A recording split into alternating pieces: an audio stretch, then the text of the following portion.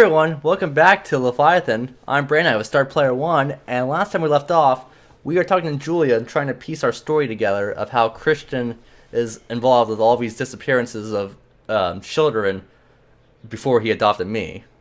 Oliver, you're a big fan of taking risks. I say you're taking a risk. You had nothing to lose but time.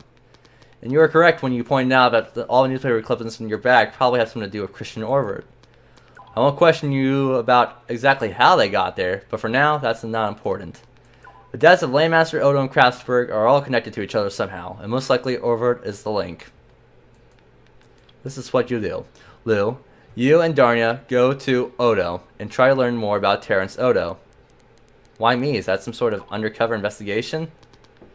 You can really help us, Odos. Odos don't give strangers favors, but they'll help you. Alright. I'll go talk to the Kraftberg. Kale will be my helper. Oliver, it said in the newspaper clippings that Professor Cray was Bertram's Landmaster's teacher too. So go talk to him. Maybe he can tell you something. I want to know why Julia is so interested in my investigation. One thing is for sure though, she has a reason for choosing Kale. I wonder why she really needs him, what her plan is. I wish she could figure it out before it's too late. Are there any other questions? Yeah, who will pay for my dinner? Right now I don't have too much money. I'll pay. Oh, no, I can't. I'm a bit broke right now. Disappointed. Really? But you're a Lotner. My father sometimes forgets that, Lou. Oliver, do you have some gold? What's up with her? I can't remember Darnia having money problems. Apparently, Alvis Lanter's death and the council took more of a toll on the family than I thought. Oh, wait, never mind. I should have enough. She pulls out some gold coins out of her pocket and counts them trustlessly. Oliver, don't take long. The faster we approach what happened, the better. She's right. Julia is lost in deep thought. Alright. What's this machine? Okay, we're fine. Let's go interview the professor then. He should be in the classroom, I would imagine. This is narrow wine street, where it goes through the houses, leading to the poor districts. But for some reason I want to keep going. Okay, let's go. That's not where I want to go.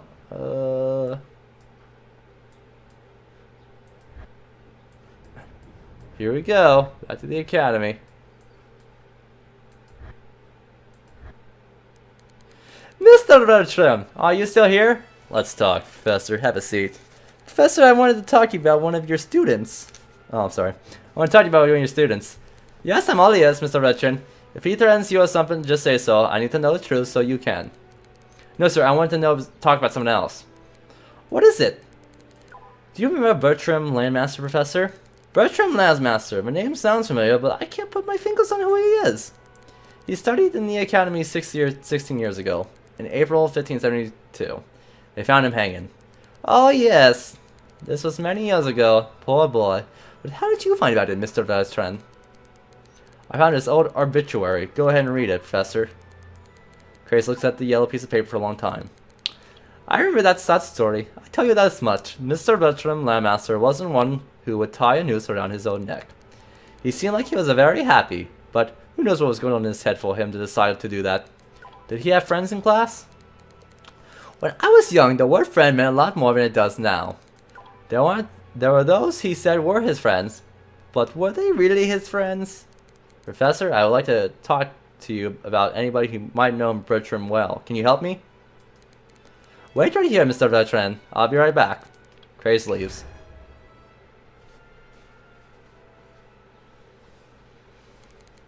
After a few minutes, Grace returns. He has crumbled and damaged paper in his hand.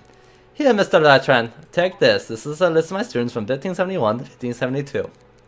You don't have to return it. I've already kept it for the required period. Thank you, Professor. It's nothing, Mr. Bertram, although it would be better if you studied instead. Oliver leaves the classroom. Alright.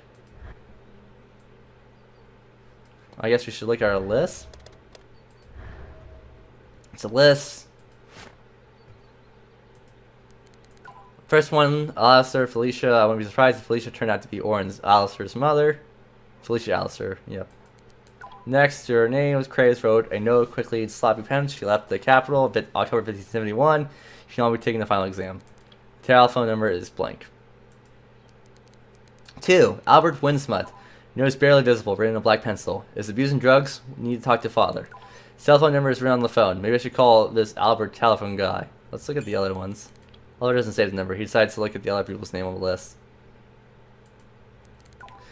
Patrick Joelstein. There is nothing written about him except one word. Describe his character. Leader. It's strange. Cell phone number is written. Okay, Oliver goes to the cell phone out of his pocket, saves the number. 5. Stalvart Venus. There's something written here. It's a small note written in pencil, but it has been erased. I can't tell what it used to say. No. Her first and last name are written in different handwriting and circled. Keith Neglin. Transferred from Orange City Academy due to conflict with professor. Phone numbers can't be made out. Matrix Hughes. The sole space next to his last name is full of Craig's smooth handwriting. Evidently, the press of keys carefully thought about each word. Difficult, rude, prone to arguing and fighting. Studies poorly, but is clever and barely literate. His vocabulary is limited and he uses many colloquialisms. Okay, we'll say that because that might be something. Let's look at number 4 real quick. Yep, Bertram Landmaster. He's the hung man, royal persona, so to speak. There are a bunch of notes.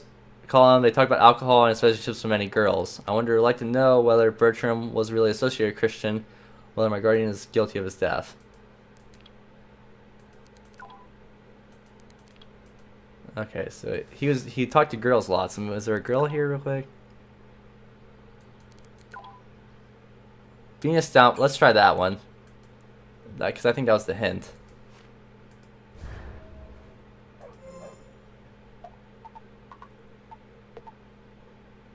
Let's call Venus. Speak. Good afternoon. Are you Venus Strohfry? I'm Venus Fanstein, but you almost guessed right. Could I ask a few questions about Bertram Laymaster?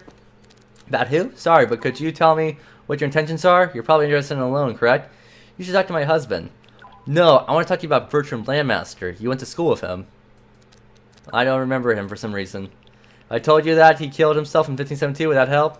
No, not really. After giving birth, my memory is simply dreadful. It's not what it used to be. Okay, goodbye, Mrs. Vanstein. Okay, that didn't help. Let's try Matrix. Soft click is heard. Yes? Matrix Hughes? Yeah? What do you want? And please, introduce yourself. My name is Oliver Vetran. I'd like to speak to you about a Mr. Bertram Laymaster. About Bertie? Sorry, he died quite a long time ago. I know. You see, I'm investigating his murder, and I think... A murder, huh? That's interesting, friend. Grinning. As far as I know, he killed himself. What if he didn't? I'm convinced that Bertram did not want to die. What do you want to know? I want to learn as much as I can about Mr. Landmaster. Do you always conduct investigations by asking such vague questions? Are you looking for vague evidence as well? Sorry, Whatever, listen. I don't believe all that crap either. Committing suicide, even if he was drunk, was a stupid conclusion to make. He had no reason to die. I would know. Bertie told me everything. About 2 years before he found the news, he met some rich guy. Is he talking about Christian? I have no idea what was going on between them. I was never intimate with him, conversationally or sexually, even if there was something going on. No, that's silly. He was never interested in men. The only thing Bertie loved more than drinking was women. He tried out hundreds of them and wasn't averse to scoring with thousands more. His father hated it, but Bertie didn't care. His rich acquaintances rented a room for him, bought him some books, and made him go back to the academy. Now, I'm sure it was Christian. Who else would act like that? That rich guy was probably a good man. The day all that crap happened, Bertie was happier than usual. He got some money from his father and spent it on some whores. The last time he called me was about at midnight when he left the brothel. I suggested we go get a drink, but he refused. Said he was tired and just wanted to sleep. We talked the whole time he walked home, and straight away after that he said goodbye. Straight away. That sounded like a provincial dialect. Half an hour later, maybe less, I called him, but he didn't answer. That morning I found out what happened. Here's some advice. Go to the brothel near the White Circle station. The majority of the sluts work until they're pushing up daisies. Maybe someone there will remember Bertie. He gave him a lot of money. Thanks for the hint. Feel free to call me if you need anything else. But now I have to go. Bye. Alright, making progress. Let's go to the brothel. We're loyal to Julia, our investigator who thinks we're a murderer. Because we are. To the White Station we go. White Circle we go. I can't speak. Whee. Are you guys invested as I am into this? I really want to know what's happening. I want to know, like, because I liked Christian. I think he's a good guy, but at the same time, like, it's obvious, like something psycho's going on. To the brothel. Okay, I guess you're the one we talked to.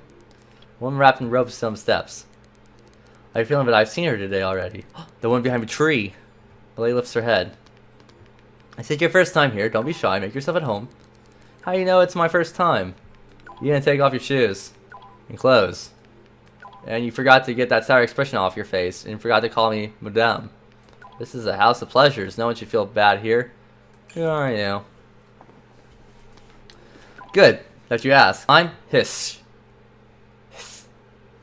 I looked after this place and many after my girls. I want to ask you your name. I have a passion for keeping my clients' names anonymous. Just like I have a passion for something else too. Wink, wink. Wink. See that? I'm winking. Now, pretty boy, spin the magical kaleidoscope. If you lay on something dirty or perverted, don't worry. You won't surprise me. Bertram Landmaster. I want to talk to you about him. Do you know him? Poor Bertram. I had a feeling I would hear that name again. It's been so long. The trees have changed color many times, but I still can see that murdered young man swinging on the branches. Poor. You said murdered. I said it and you heard it. It's true. Bertram could never have killed himself. I remember how happy he was that day, running on the stairs of our temple of happiness. That was the last time I saw him. That night, my girl Celeste ran to me. She went to Bertram to get the things she forgot the night before and found the place he was murdered. Rumor has that Bertram got drunk and killed himself, but I didn't believe it then, and I don't believe it now. I talked with the Inquirer and the Celeste too. We all did, but no one was interested in what we had to say. They told us that women like us shouldn't get into anything except beds. The said get into murder case is definitely none of our business. But I did something. I saw Bertram swinging there, and I took my telephone and froze that horrible moment in time forever. So you took a picture of him. Exactly. I took a picture of his room, hoping that someday the river of fate would bring me to a shore where people would believe me. Give me your telephone. I'll send you the horrible picture. A picture was sent to my phone. Thanks, Hiss. You really helped me out. No, I helped someone who can't be helped anymore. Let's look at it, shall we? Alright, that's about all we can do. Can we call Julia?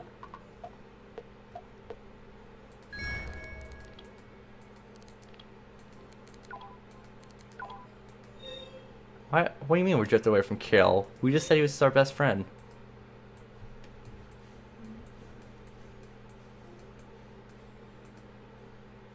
A small room with glittering light can be seen behind a closely door. If you listen, you can hear female voice and music. Okay, I guess we're leaving now. I'm going the right way. I have to go to the tavern and talk about the photograph with Julia and the others. Julia. She looks friendly on the outside, and that confuses me. She's standing to me. I can't forget that. What is that? My phone's ringing. Hey, Kale. Hello, Arthur. I want to warn you of Julia. She's... Oh, man, it's bad. When we left the cafe, Julia gave me some documents about Mitchell's case. She asked me to take them to the bureau. While I was on the metro, I looked through them. You know what? You're the first one on her list of suspects. Julia reviewed all the circumstantial evidence to indicate that you're the killer. Oliver, tell me how this could have happened. Why is she accusing you? Is what she said really true? Oliver, tell me that it's true. It's not. We didn't kill her. The demon did. Nope, it's a mistake. No, Kale, I didn't do it. It's some kind of mistake. I swear Julia's misjudging the situation. In any case, we need to decide what to do with the documents. You don't want them to show up in the bureau, do you? What should we do? Destroy them, change them, or hide them. If we hide them, Julia's a smart girl. She'll follow up on it. And she'll be like, why weren't these given? Then it'll just indict me even more. And that same thing if we destroy them. So let's change them. Maybe we can outsmart her and change them. We can write someone else's name on it. And no, Oliver, it won't work. What if we frame an innocent person? I think it's better to get rid of them. I'll take them home and burn them in the fireplace. Or throw them in the river. No living soul will ever see them again. I don't know how you managed to get yourself in all this, but good luck, buddy. You too, Kale. I wonder if he would have said that if we, like, he didn't like us. Like, if we drifted away, apart from each other. Something to think about, huh? Yeah, we know she affects us. We already know that, but that's fine. We already know what her moves are going to be, so we just gotta outsmart her in her own game. To the Academy away! the sound a train makes. I was saying change her because, like I said, I think it's gonna make us look more suspicious if the documents just disappear, and she already knows we're like best friends with Kale because we said it to everyone. But you know, Oliver's his own man. I can't tell him how to live his life. It's about time I start remembering my unfinished business. I can come back here a little bit later. What do I love to do? Enter a tavern. It's not even that stupid arrogant relative threw me out before I could say anything. They didn't even let him say anything. Oh, and you didn't?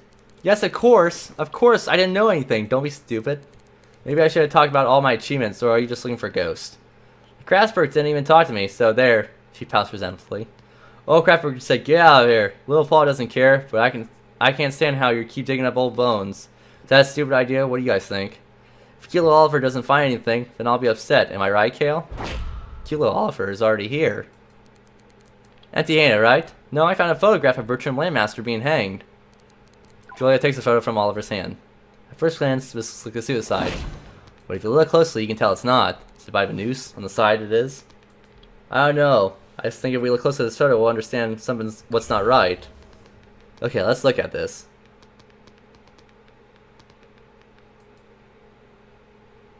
Where to start? Where do you think we should start, Jay? Do I have to explain everything to myself? Okay, I'll help you this time. Find the things in the room you think look strange and show them to me. Perhaps they're worth looking into. Okay, let's not get distracted. Let's start right now. Okay. Little side tip, a little bonus fact. That's one way to, a lot of officers and detectives can find out if someone actually killed themselves for suicide or murder, is the noose, whatever side it'll be tied on, but not, will be on your side that is your dominant hand. So if you would tighten it with your right hand because it's your dominant hand, it's because I'm right-handed. So the noose and the knot would be on my right side. So if that was the case and they saw that, they'd be like, okay, that's more of a suicide. If it was on the left side, however, there would be a little bit of an inquiry because why would I go and tie the knot and strengthen it with my left hand when I'm predominantly a right-handed figure? But enough about death and suicide. This is a fun game. It's young Landmaster's apartment, and Bertram is swinging from the ceiling. I want to figure out what happened. Scarf. It's a scarf that belongs to Bertram. It's Ralph and Scotlandberg's. Born in blue, it's cost a fortune. But is it worth? It isn't worth anything. It's ripped. A glass of wine? Everything makes sense. The Bertram says Bertram loves him hang himself while he was drunk.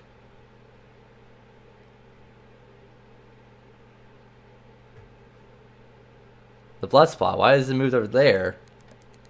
Look, there's something dark on the floor. It looks like a stain. Thanks for pointing out the obvious. There's another glass. Am I the one who thinks it's strange that there are two wine glasses? The one glass in the basket with flowers and snacks is elegant. Don't be deceived by its elegance. It's no excuse for Bertram's drunkenness. Bertram's body. Let's look at the latter, Oliver. I'll explain that inspectors have a golden rule. They always look at this crime scene before examining the victim. That helps them find evidence. Careful, Jay. You'll give yourself away. The time. No? Bertram really was an alcoholic. Just look at that pile of dusty bottles. It looks like he didn't have any servants to clean up after him. And he obviously didn't take out the trash. I don't like taking out the trash either. What's the big deal? Oh, just shut it, will you?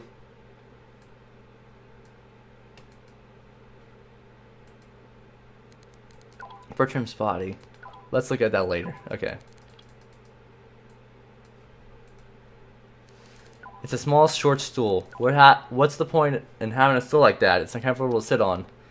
You can put your feet on it. Haven't you tried it before? I thought every rich noble has an ottoman like that. Do you see everything else? Do you see anything else? I know. Let's talk about it. If we assume that he was murdered, then we need to establish two facts. First, we need to prove that there was someone else in the room besides Bertram and Landmaster, the wine glasses. Second, we need something that someone assisted Bertram when he died. The wine glasses? Take a look at this. Here's one glass, and there's another. I believe that there was enough evidence to prove that at this time, Bertram's death, there was someone else in that apartment. Yes and no. We assume that Bertram was drunk, then he obviously wasn't thinking clearly, and you can't just make that conclusion. I personally think that he could have poured himself a glass of wine and later forgotten the first glass, poured another. Look at that spot. Perhaps he was drunk that he poured wine on the floor. Julia's right. 2 full glasses of wine doesn't prove anything. But what if we could prove that Bertram wasn't drunk when he died? What if he was...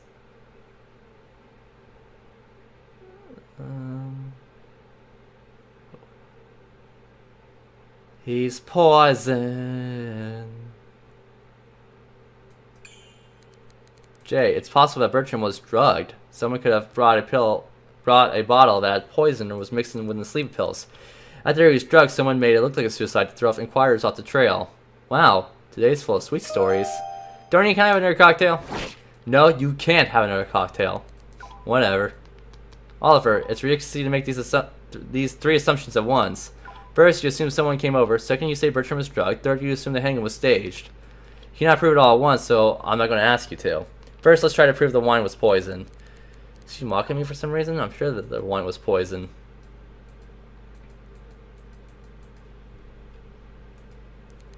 The glass in the cabinet is completely full. The glass on the table is almost full. And there's a stain on the floor. Doesn't it look awfully large to you? Where are you getting at, Oliver? Let's say the wine was poison. Apparently the murderer stood near the chest when Bertram was next to the table. Okay, and no one touched the glass on the chest. The killer only sipped the wine, but he didn't swallow it because he knew it was poison. Bertram didn't know. He drank from his glass and dropped it on the floor, and apparently the poison killed him quickly.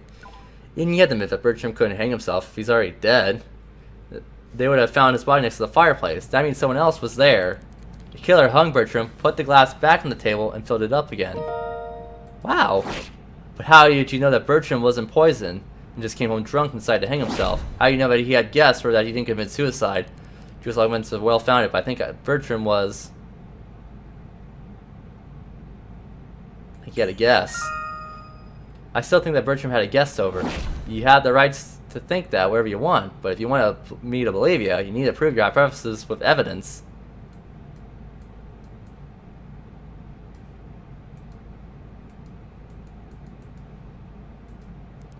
Look at the basket carefully. Flowers, fruit, and wine? It's not just wine, Jay. It's a gift. A guest brought it. Not so fast. You realized he could have gotten the gift from the brothel and brought it home with him. That's true as far as I know. Some public brothels give their clients gifts. How do you know so much about brothels? You haven't answered me. What about the 2 glasses? Or do you think it's coincidence? It's possible that it just happened by chance. But I prefer to look for things that can't happen by chance. But everything makes sense here. Bertram came home drunk and hung himself. End of story. Julie seems completely sure of what she's saying. However, I'm still positive that Bertram... You can keep saying that Bertram was completely drunk, but I'm sure that he was sober. That's a bold statement. You can't prove that, Oliver, so it's meaningless to argue it in an investigation. Perhaps you can prove that he was sober, but how?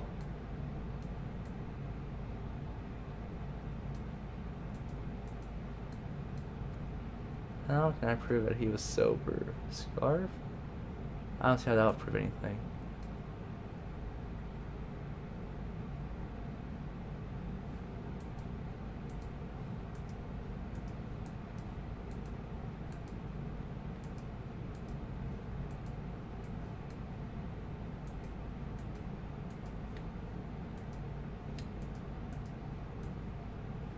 Jeez, how can I prove that he was drunk?